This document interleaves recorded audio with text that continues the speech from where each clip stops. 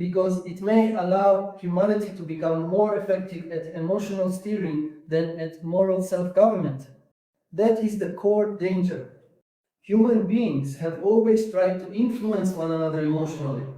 Families do it, priests do it, states do it, poets do it, lovers do it, teachers do it, politicians do it, markets do it. But AI introduces a qualitatively new layer of scale, speed, adaptation, personalization, and continuity. And as systems move toward greater intelligence and greater emotional sensitivity, that layer becomes even more powerful. And imagine that power operating inside institutions still governed by incentives like growth, retention, strategic advantage, electoral gain, profit maximization, social dominance, or ideological capture. The problem is not just bad actors. The deeper problem is that machine-mediated emotional influence is arriving before the moral architecture of civilization is ready to carry it safely. Humanity may become highly effective at steering emotion before becoming wise enough to deserve that power.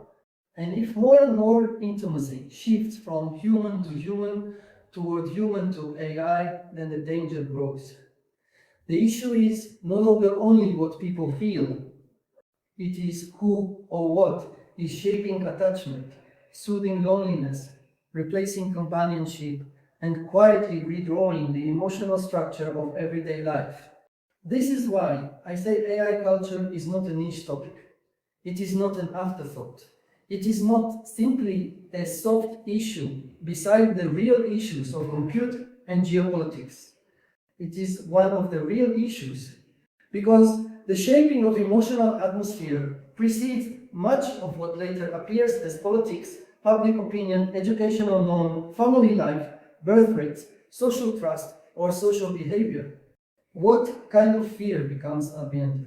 What kind of aspiration becomes normal? What kind of exhaustion becomes routine? What kind of confidence becomes rewarded?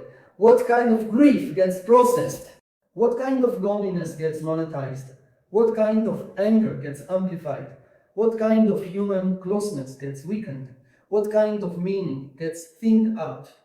These are civilizational questions, and civilizational questions cannot be safely left to systems whose deepest incentives were never asked to answer them.